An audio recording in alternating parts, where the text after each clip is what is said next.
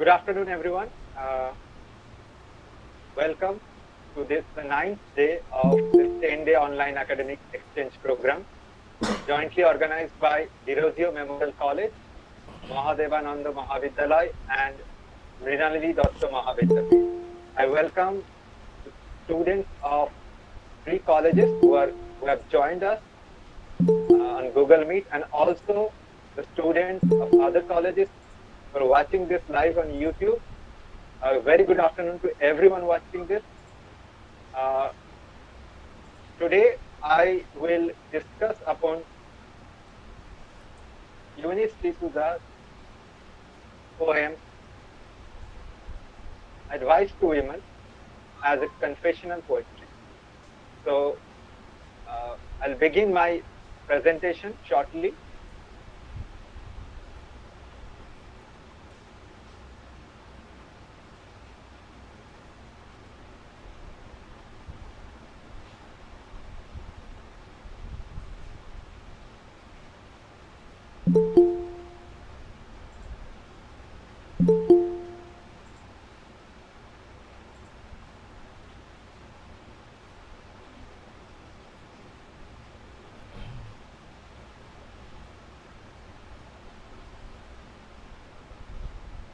So this is the presentation that I'm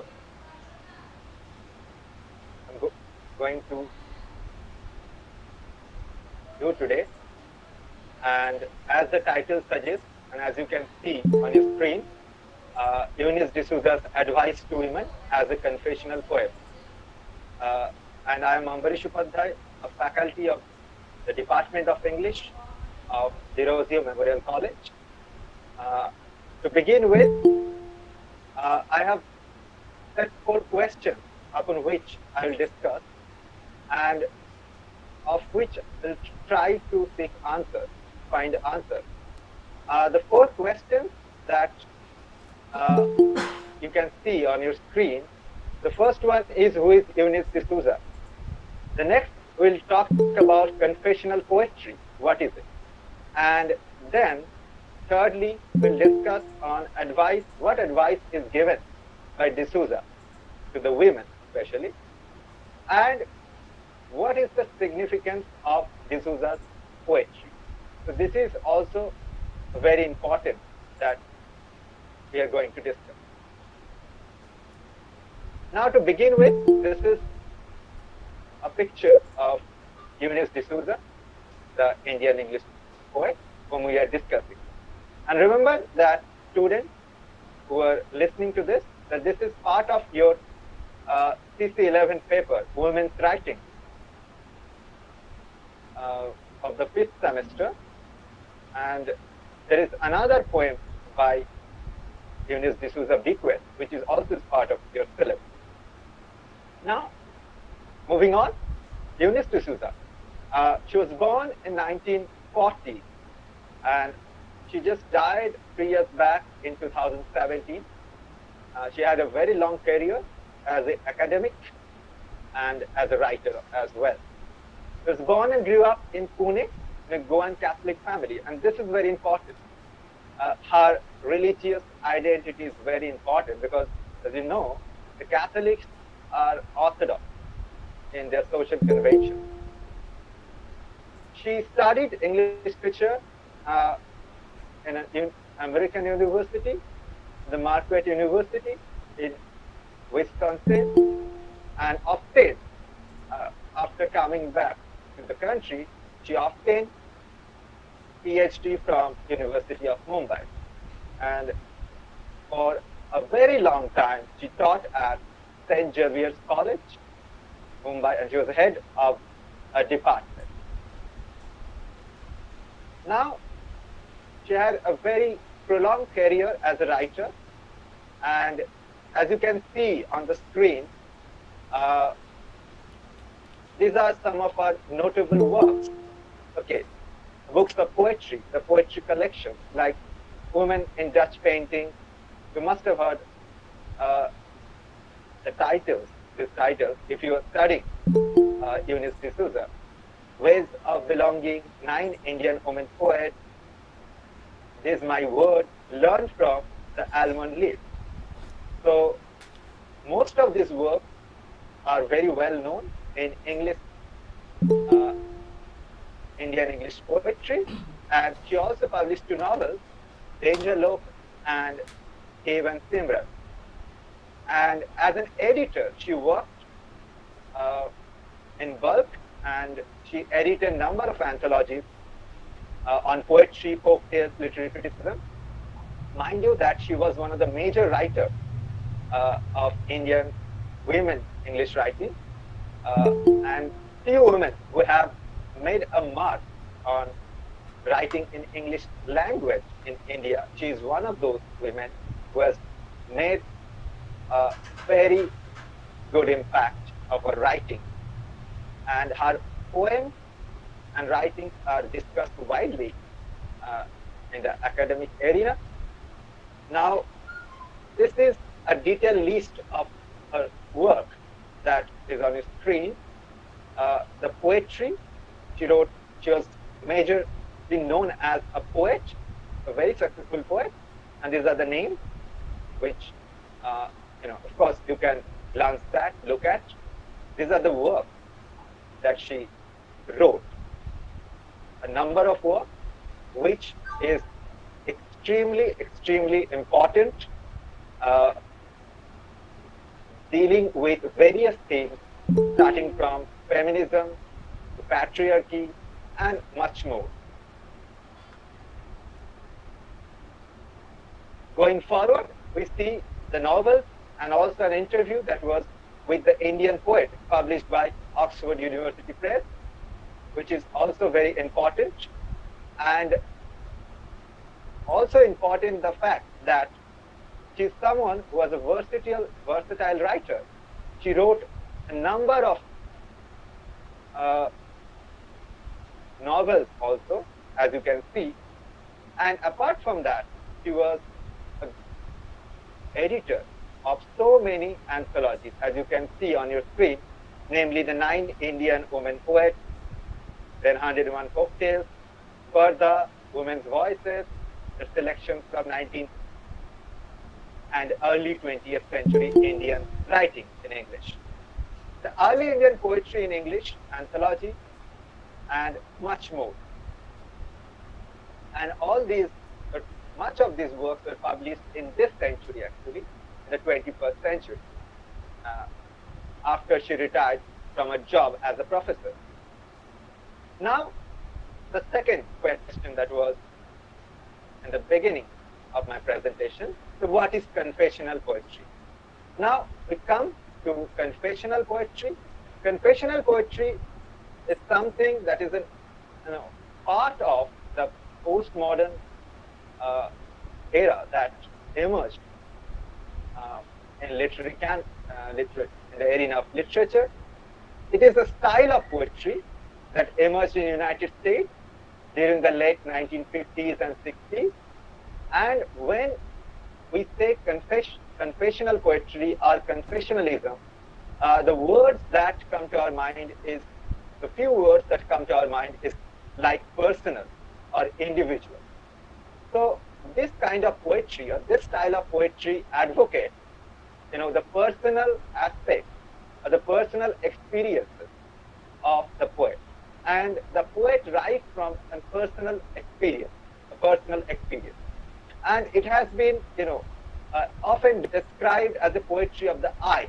Okay, so the writer is writing, or the poet is writing in the first person, and the focus is on the individual experience, as I told, that the psyche and personal trauma, and now the experience could be of, of different kinds.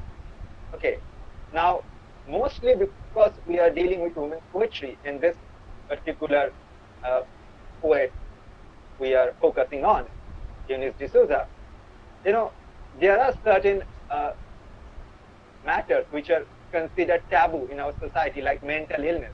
As you all know, that nowadays it is, a talk of the town, that mental illness. There has been a lot of debates going on that we need to give attention to mental illness.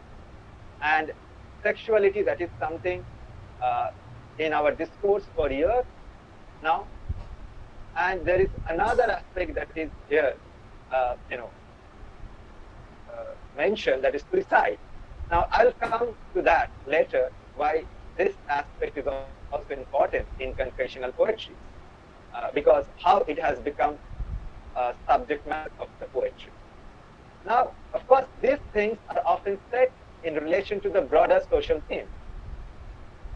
And, when we discuss these things, we have to understand that not only we are reading a poetry written by a poet, but we are also reading life or life. Okay, this is a kind of confession of experience. Okay, and the experiences that are presented through these writings or this poem by various poets, not only Eunice D'Souza. In Indian English writing, we have many more writers like poets like Kamala Das. You must have heard her name. And in world poetry, of course, I'll come to that confessionalism, this kind of poetry started in America, actually. So I'll come to that. Now, we'll come to the origins of confessional poetry. And this is very interesting. I would like all of you to pay your attention to this. Listen to my words and, keep your eyes on the screen and see that this term, confessional, was first used by a person called M.L. Rosenthal. Now, M.L. Rosenthal is someone who was a book reviewer. Okay. And Robert Lowell was a poet, was a famous American poet of that time.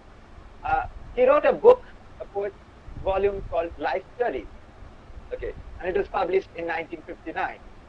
Now, this particular book, is considered one of the major influences on the upcoming writers. And we were influenced by Robert Lowell's writing. Now, described, we can say that M.L. Rosenthal, while reviewing the book, Life Studies, about which I will talk in detail, described Lowell, he described the Lowell as moving beyond what other poets have engaged. Okay. Now, this kind of poetry, of course, has a certain distinctive feature, that this is not like any other poem. Okay. And when it came to sharing one's emotions and experience, now these are quite straightforward, quite frank in its approach, and there is an openness, to share the experience, one's emotions, which perhaps in other kind of writing is not seen. Okay, before. Okay. So the poems are read as personal confidences. So this was the analysis by M.L. Rosenthal, and he analyzed the book, Life Studies, and he said that the poems that were in that volume were something different. It was something, speaking of the poet's emotions and experiences, which were something different from the other kind of, poetry that was written till then. So this is very important that you need to understand. Moving forward, we see that Rosenthal notes that there was a typical mask, that hid poet's actual face. And this is he's talking about before, he reviewed Robert Lowell's book, that through his assessment, it was like there was a kind of mask on poet's approach before he read Robert Lowell's Robert Lowell's book, Life Studies. He thought that this was something that was really something different. And Lowell, removes the mask. He says, and I quote his words, he says, Lowell removes the mask. His speaker is unequivocally himself.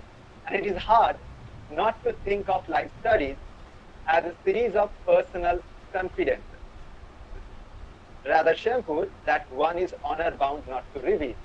So this volume was something that was full of personal confidences, and that was he thought that it is something that reveals a lot. It is not the kind of restrained writing by a poet. Okay, so this was the assessment of M.L. Rosenthal about Robert Lowell's poetry. Okay, now as I told you earlier about life studies, now as you could see in your screen that there's a picture of Robert Lowell, and there's a picture of the book that started this kind of poetry, this kind of genre actually, confessional poetry. So most critics consider it as one of the Lowell's most important works. And many of the contemporary critics actually praise this particular poem, that they say that this particular poem is something that in a way influence them to great extent, influence them to such an extent that they called it the most original book, that Helen Wendler called it the most original book, and it won the National Book Award Poetry in 1960. So you can understand the importance of the book, that it was something new, something revolutionary, that something that has not happened before. Okay, and life, as I told you, the life studies, this book changed the face of poetry in America, especially, and influenced major writers, upcoming major writers, whose name we know very well, like Anne Sexton or Sylvia Plath, the famous American poet. Okay, and it influenced major writers who were one of the major influencer in American poetry after 1960s onwards. Now, moving forward, we see that it was the first book which made a mark, and it it captured the reading public's attention. It captured the reading public's attention, and it was labeled as confessional, as M.L. Rosenthal coined the term. And these were, especially in this book, as I was talking about the life studies, you will find in the final sections there are some poems in this book which deal with Lowell's experiences when he was he alludes to his struggles in mental illness when he was admitted in a hospital. Okay, mental hospital. So as you can understand, that I was telling you earlier that mental illness is one of the subjects of confessional poetry, because it allows to bear, to be open, to frank your experience. So that is something characteristic of confessional poetry, that it allows the poet to reveal his own experiences, his life experiences. Okay, and it could be anything. It could be anything. Like it could be someone's suicidal thoughts. It could be someone's mental health. It could be someone's any other problems regarding relationships, which you'll find in this particular poem that we are going to discuss later. Okay, now moving forward, this is very important. Another remark about this book, and this is very important because we consider Sylvia Plath one of the most well-known poets, of American literature, who remarked upon the influence of this book. Okay, and in an interview, she said, I quote, that I have been very excited by what I feel is the new breakthrough that came with, say, Robert Lowell's life studies, and this intense breakthrough is very serious, a very personal, emotional experience, which I feel has been partly taboo. As I told you, the subjects are partly were something that were not accepted in general in societal conventions. Robert Lowell's poems about his experience in a mental hospital, for example, interested me very much. So this is very much clear that this particular book and Robert Lowell's poetry influenced Sylvia Plath to write her own poems. And we all have read one or two poems of Sylvia Plath, be it Lady Lazarus or Daddy or such poems. where we find that there is an explicit confessional tone, which the poetess, she is uh, venting all her frustration, all her emotions out in the best possible manner, language, with the best imageries and symbols. And moving forward, these are the picture that you can see on your screen of the two of the major uh, poets, poets uh, and Saxon and Sylvia Plath, who were, the group, who were the major poets of that confessional poets group. The school of confessional poetry was associated with several, okay, and namely Robert Lowell, Sylvia Plath, John Berryman, and Sexton, Allen Ginsberg, W.D. Snodgrass, and many more. Okay. Now, another significant figure was Adrian Rich, who came a little later. And also in the 1980s, we find someone called Sharon Ode. Now, the key text, if you, we find that in this work of Plath, Sylvia Plath, Ariel or Berryman's The Dream Song, or Sextons to the Bedlam and Pathway Back, these are some of the texts as well, this bear evidence of confessional poetry. This work bear evidence of confessional poetry. And in this writings, the writers have narrated, the poets have narrated their own experiences. Maybe their suicidal thoughts, their the struggles in their personal life, their personal experiences, and much more. Now, this is something that I must say, that's why I have included in my presentation, that is Kamala Das. I know this is one of the poets that is part of our syllabus, and you must have read her poem, or you will be reading her poem. And if I do not talk about Kamala Das and some of his poems, then it would be an incomplete presentation to talk about confessional poetry. Now, Kamala Das, one of the most well-known Indian poets who are writing in English, started the restraint, okay, and with her frankness and candor in the treatment of a subject. And she chose very meticulously, she chose the subjects that were taboo, okay, like sexuality or love and all these things, okay. And she criticized and she took on the all the criticism actually while fighting against the tradition-bound conservative society. And as a woman, as a feminist, she was able to communicate with her readers, and thus she was a trendsetter. She was a trendsetter in many of her poems, that you must have read. Now, her poetry highlights the miseries of women. Okay, and some of her poems, are direct.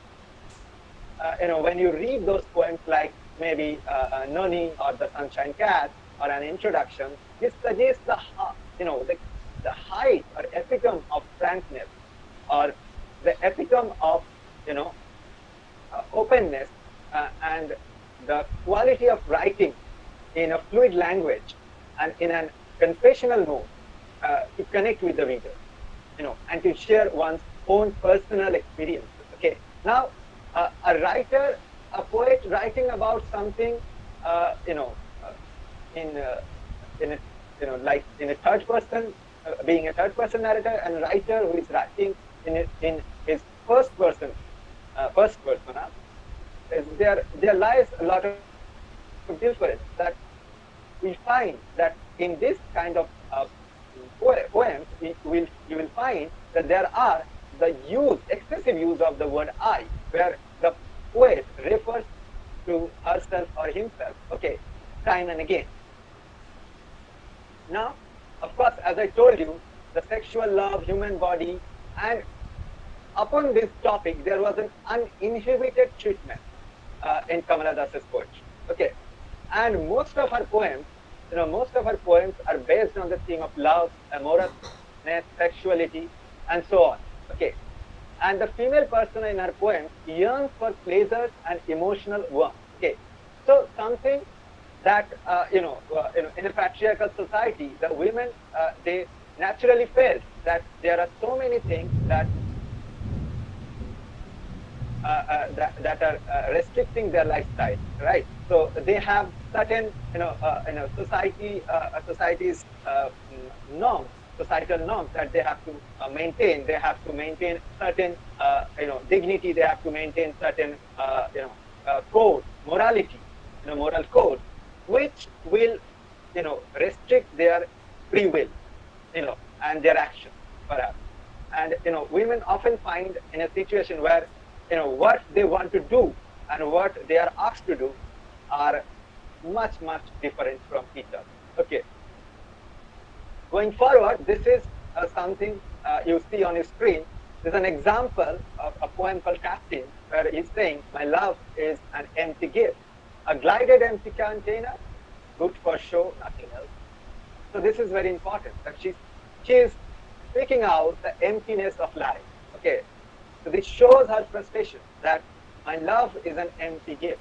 Okay, so look, the way, the frankness of the language, look, the autobiographical, the confessional tone, the autobiographical tone, okay, in this kind of poem, that where she's saying, she's focusing upon the hollow, the failed marital relationship, of her life that she talks about. And remember, in this kind of poetry, the poet, the poet, she's not afraid of speaking out her mind. Okay, she's not afraid of the society. She is actually challenging the society. She's challenging the patriarchy. She's saying that you cannot keep me restricted. You cannot keep me under a certain code. You cannot keep me at your will. Okay, I have my certain desires which I want to fulfill. Okay, so this is something. And another poem. This is a very well-known poem, perhaps, the old playhouse, where Kannada's, we find her depressed psychology. A lot of talks are going on about mental illness, mental health, and this is an issue.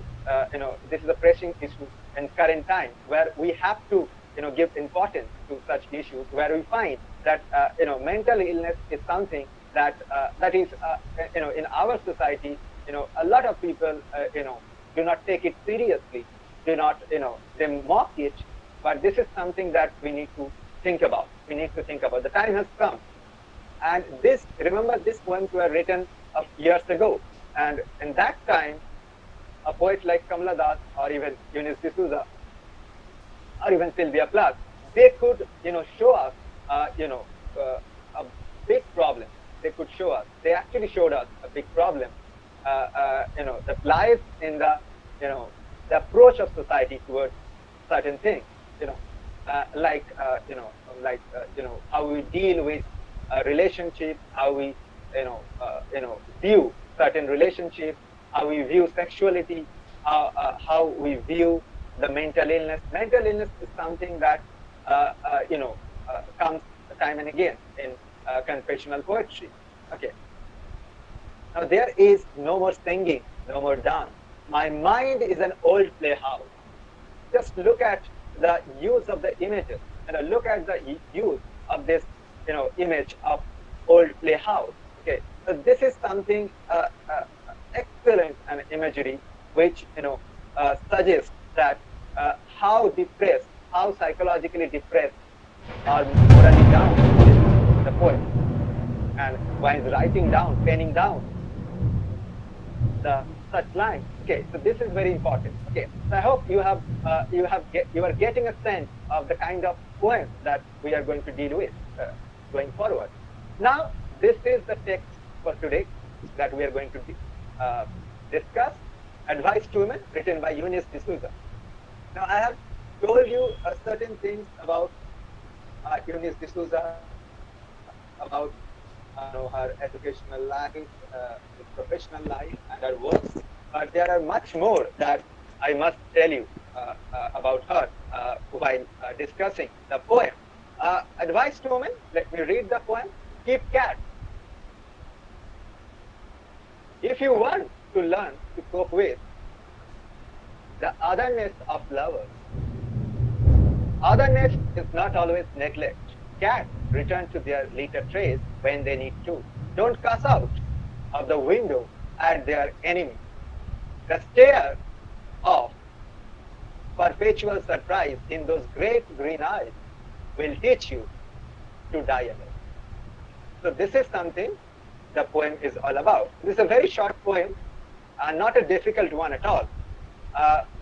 To analyze this poem, one, you have to understand few things that I would like to say in the beginning. Now, this is part of your syllabus, that this particular poem, of course, it is a confessional poem, and you need to understand that who are the intended readers or audience of this poem. Okay, who are the intended readers? The intended readers are women.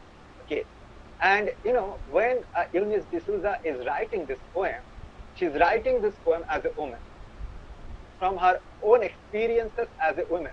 Okay, and the suffering she has faced, and her bitter experiences in life as a woman, in the hands of patriarchs. Okay, so, and she was an independent woman. She never married. She remained unmarried. She took care of her mother and aunt, and she, lived a life on her own. Okay, and not only as a writer, but also as an individual. She lived a kind of life she advocated in her poem. Okay, and the advice she is giving, broadly, the advice she is giving to the women is that you don't need to be independent on any man or any male. Okay, so you don't need to be dependent. You don't need to be dependent on the patriarchy. Okay, you have to remain at your own. Okay, you have to have an attitude, and the attitude, to have that kind of attitude, you need to observe cat. So it's saying that keep cat. The cat imagery is very important. I'll come to that. Because cat is an animal. You'll see, many of you might have cat as your pet in your house. Cat is an animal. If you observe, they are very moody. They have a certain attitude of their own. Okay, they don't care always of what others think or others do. There's a line in this poem, that says, "Cats return to their litter trays when they need to." So they come and go as they wish. Okay, so be like that. And she's saying in the first line of the poem, that keep cat if you want to learn to cope with the otherness of lovers. Now, this otherness literally suggests that the neglect or the rejection that women sometimes face from their male partner, or maybe of the society, not only the partner, but also of the society, which is broadly patriarchal, that they might not recognize them, they might not give them due credit, they might even oppose their way, they might block their way, but you need to be like the cat. Observe them. That don't cuss out of the window at their enemies. That cats don't grudge, they don't treat their grudge against their enemy. Okay, so this is something very important that you need to understand. Now, apart from that, moving forward, now this is a kind of an analysis that I am going to discuss here. That you see the picture of a cat with green eyes. So the poem "Advice to Women" by Eunice D'Souza, it compares a cat's arrogantly indifferent attitude. This is the crux of the poem: indifferent attitude. Okay. Now you need to understand, if the women, they want the advice, they want to take the advice, then they have to have an indifferent attitude. Okay, you don't need to react. Okay, be like those cats. Okay, be indifferent. Okay, and towards life, the universe, and all things. Okay, so this is the attitude of cat, which the poet Eunice D'Souza is saying to the woman, advising the women to have this kind of an attitude. Okay, towards everything, towards the life, towards the universe, and all things of life. Okay, And this is what he's saying, that women's reaction should be like what the cat's attitude. Okay, when they are rejected by their love. Okay, so if the rejection is literally doesn't mean the rejection, a breakup in a relationship. It also means that you find that the men or the patriarchal society, if they are not giving you the due credit, they are neglecting, they are opposing, they are blocking you. Okay, they are not respecting your own dignity, they are not respecting your individuality, then have an indifferent attitude like the cat. Okay, so that is very important. Now, it takes, Eunice D'Souza, she has written much more poetry on such subjects, and how to cope with romantic breakup. That is something that she also teaches. She encourages the women to use the indifference of cat as a model of behavior. So this is also very important. That how to behave. Okay, so have an attitude of indifference. Okay, so those who do not give you, the importance, do not give you the,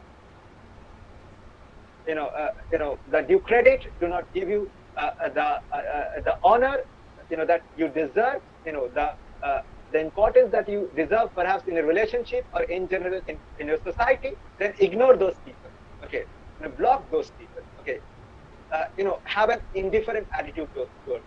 Okay, you have to develop an attitude which is like the cat's attitude I was talking about in the earlier slide, that arrogantly, now an attitude which is little haughty, that is a little bit of an arrogance with indifference. Okay, such attitude is something that Eunice D'Souza, she has herself, developed such an attitude in her life, and she's also teaching the women readers that do that, be like the cat. Okay, and when jilted by their lover, so sometimes you broke after you have been a very dissatisfying relationship. I'm talking about the women, that if they are in a very unfulfilling relationship and their lovers cheat them, okay, or do not give that enough importance that should be given, or do not give that honor, that respect that you deserve in a relationship. Okay, so what you need to do is you need to build an attitude of indifference, like those cats that she's suggesting. Okay, and you don't need to be like someone who has broken down. Okay, you don't need to you don't need to be very sad when there is a breakup of your relationship.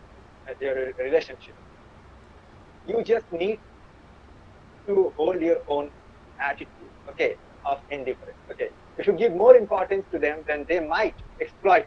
Okay, so the cats, the metaphor of cats that is being used here, you see the cats are known for being arrogant, haughty, and indifferent. Okay, and they come and go as they please, and they do not hold the grudges against their enemies. That is very important. Okay, so don't hold on to your grudges. Let it be.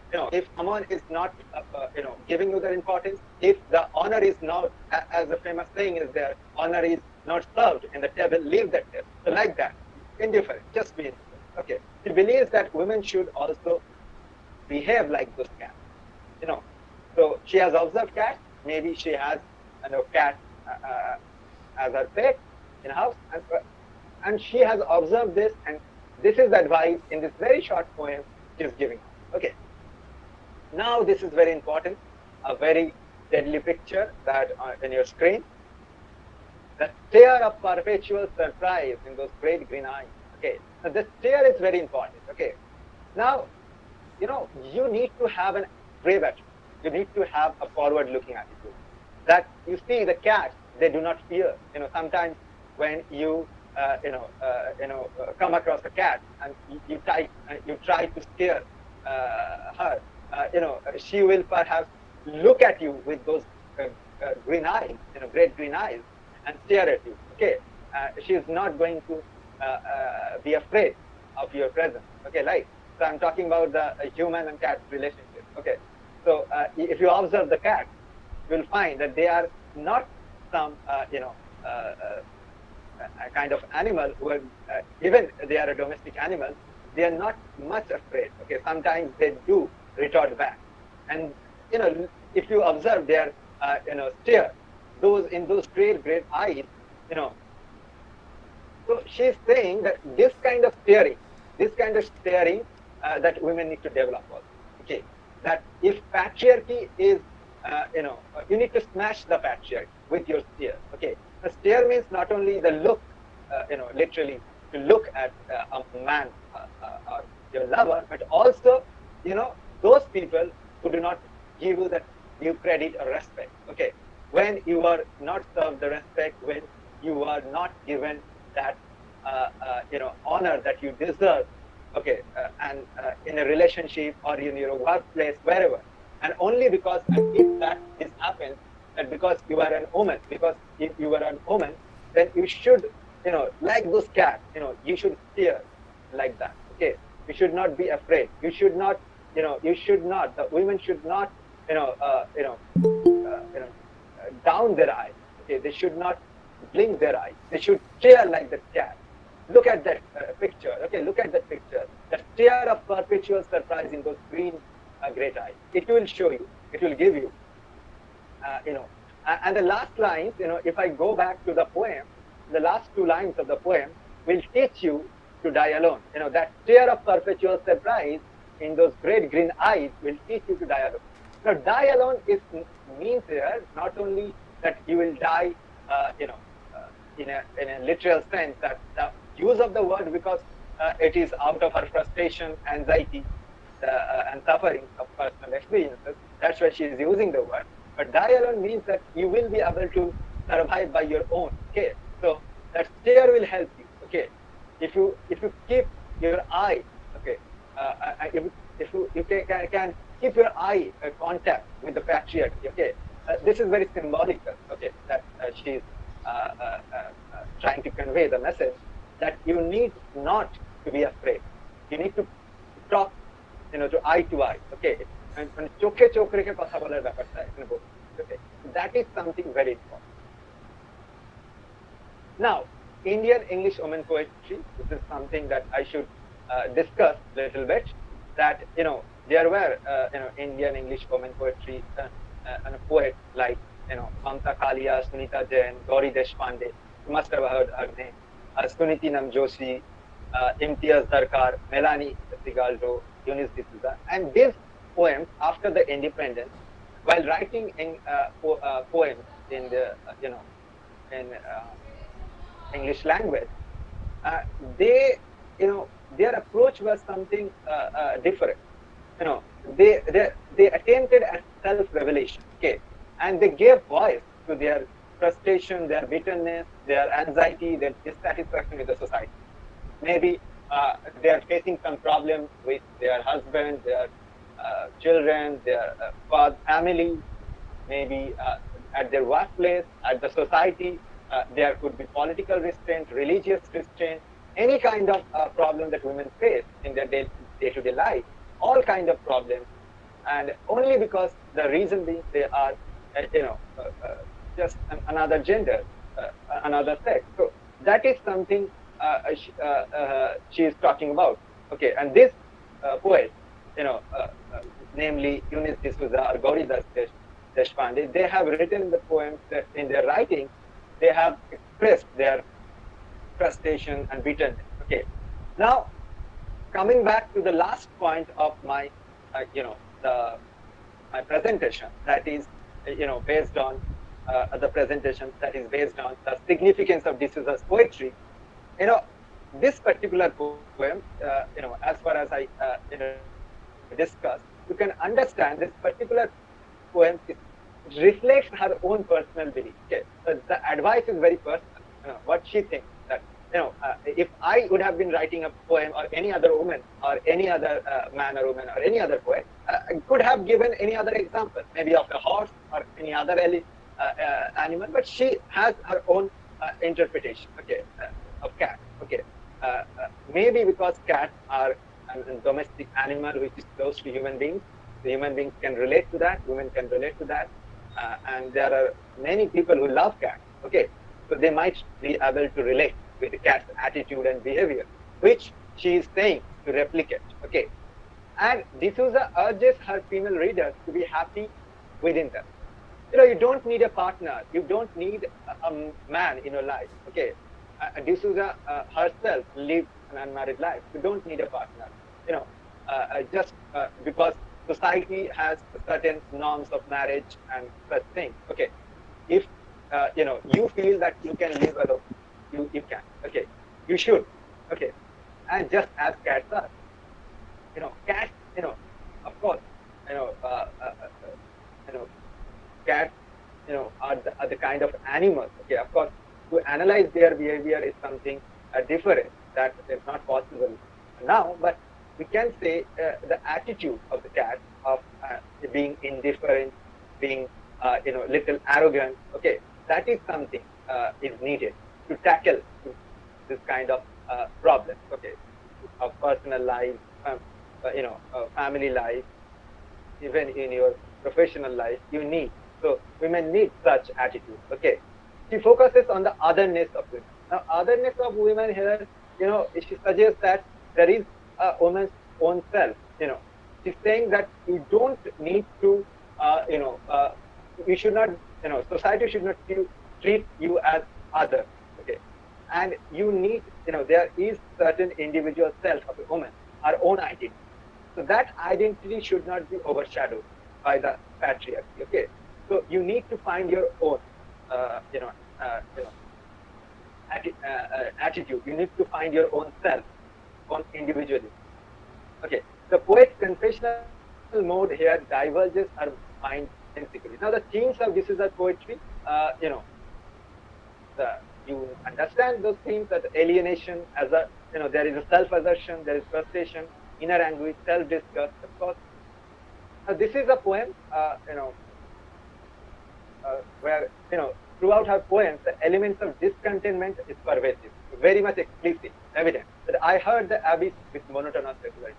Okay, so monotonous regularity. So this phrase particularly suggests the frustration, the discontentment, okay, with society, with the, men, and with the patriarchal moral code.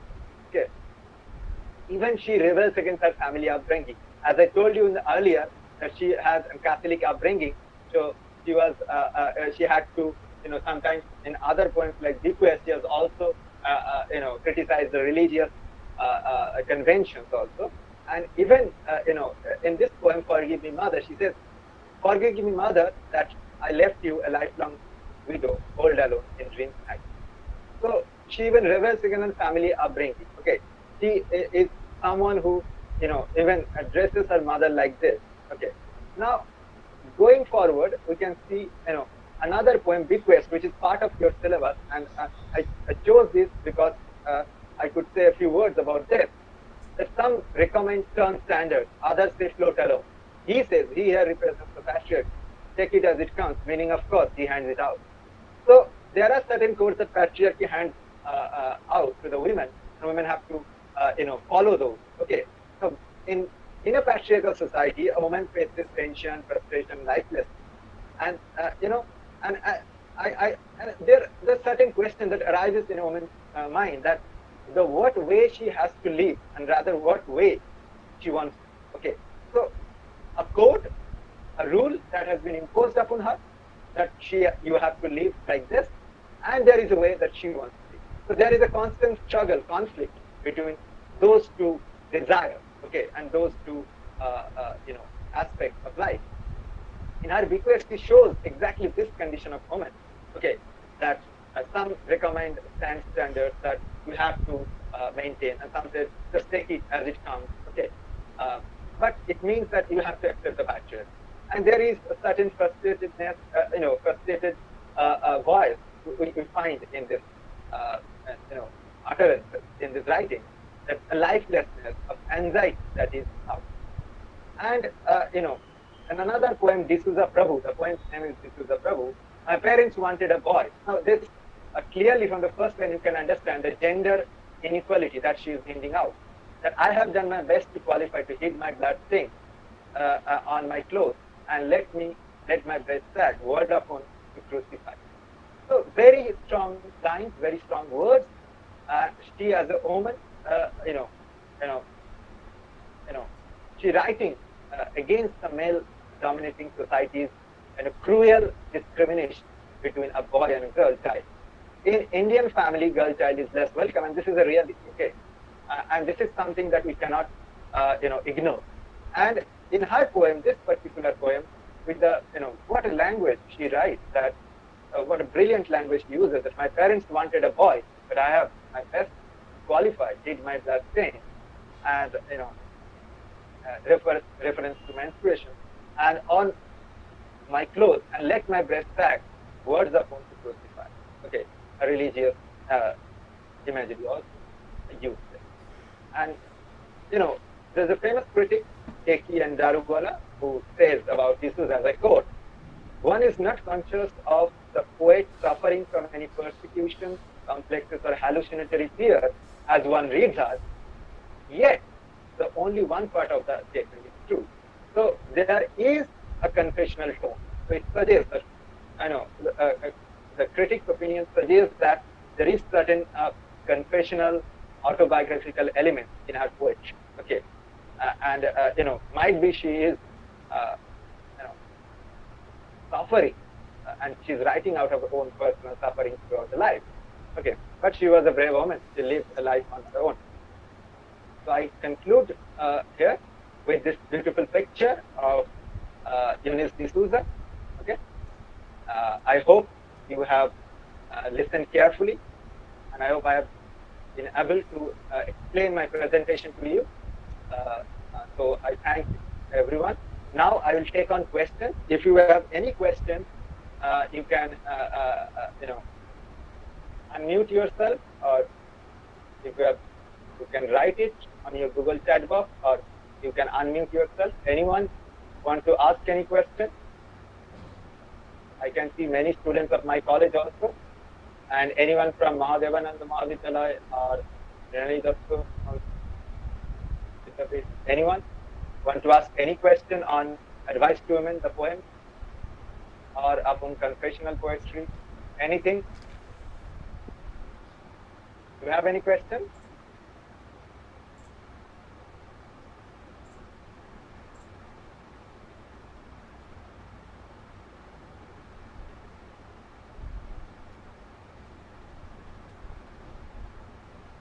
Do you have any questions? You can ask.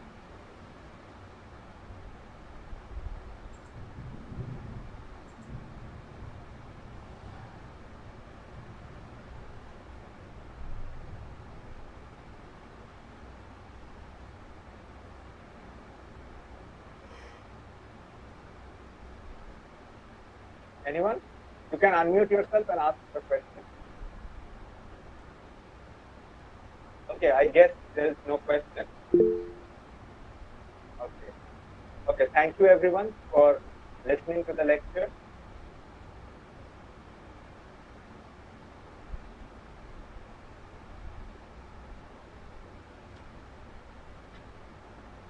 Thank you everyone.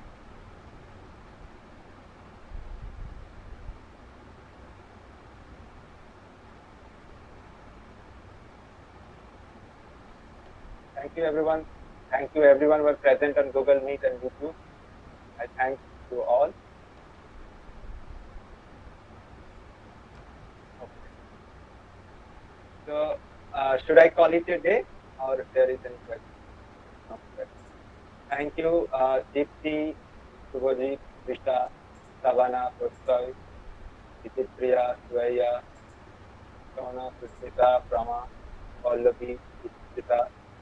Everyone, I thank you everyone for listening to the lecture, and wish you all the best for your upcoming semester.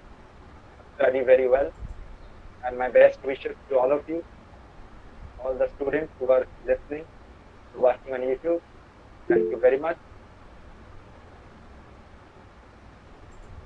So let me end my presentation here. Thank you, sir. Very nice and beautiful presentation, sir. Thank you, Subbu. Thank you very much.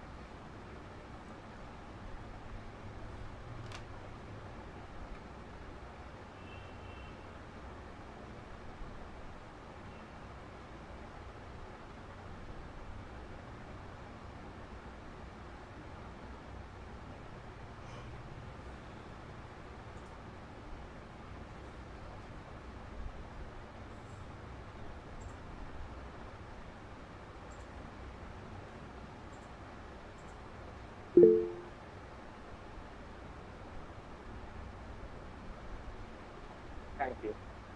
Ritika, Sajid, Varupta, Sayan, Raj. Thank you all of you for attending the lecture.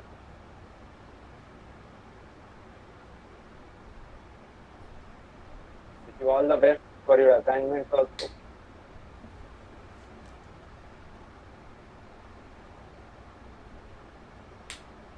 And I thank Aritro, my colleague in my department, and also our technical coordinator for his invaluable support behind the screen. For ISRO. Thank you, Should we sir. call it a day? Sir, there are no questions in the YouTube live chat also, so I Okay. think we can end Okay, here. fine. Okay. Thank you. Thank you. Okay. We can end.